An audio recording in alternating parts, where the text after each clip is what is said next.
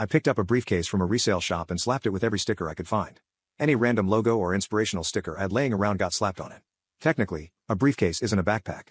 No costumes allowed, and I verified this. My school considered a costume to be anything only worn for a certain period of time or for a certain reason. If you wore it all day, it was an outfit, not a costume. I abused this one so badly. Once a week I dressed up as a lawyer, a clown, a hippie, a Shakespearean actor, a superhero, a cameraman, etc., complete of course with as many accessories as I could handle.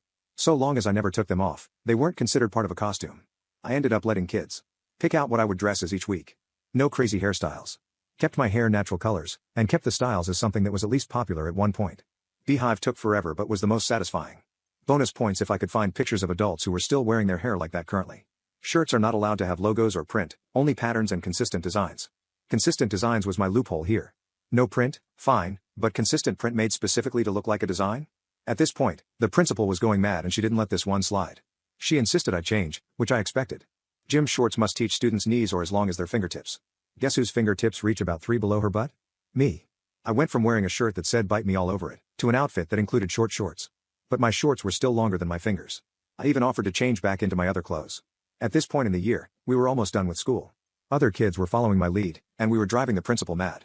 I decided to kick it up a bit further. I attacked what should have been the most basic rules. No sunglasses. Rose-colored glasses aren't considered sunglasses because you can easily see through them. Still, the principal jerked them off my face and insisted I wouldn't get them back until the end of the day. No tank tops. I wore a dress with spaghetti straps. It wasn't a shirt, so I wasn't breaking a rule.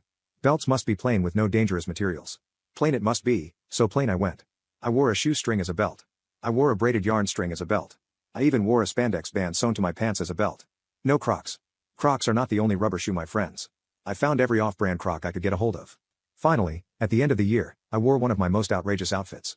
I wore a see-through dress over leggings and a shirt that barely classified as a t-shirt. I wore shoes with a 4-inch cork heel. I had on fake glasses and a 4-inch wide headband. I wore bangles up to my elbows and anklets on each foot. I had a box to carry my books and that was decorated with blinking battery-powered fairy lights. I walked right up to the principal and gave her a smile. Kids paused to see what would happen. I waited to see what she would say. We'd had this conversation all year. She would point out the rule I broke and I would prove how I didn't. She sighed. Principal, fine, but if even one teacher says you're distracting to the class, you change clothes. We shook on it. Only thing I had to ditch was most of the bangles. They kept clanging while I wrote. In the end, I ended up getting the dress code rewritten and amended, and the principal implemented a new procedure where dress code violations were not sent home. They were noted and students had to wear a piece of duct tape indicating the specific violation.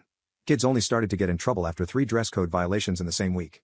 Since she lightened up on the dress code and how harshly it was punished, she stopped having trouble with kids breaking it all the time. It worked out for everyone.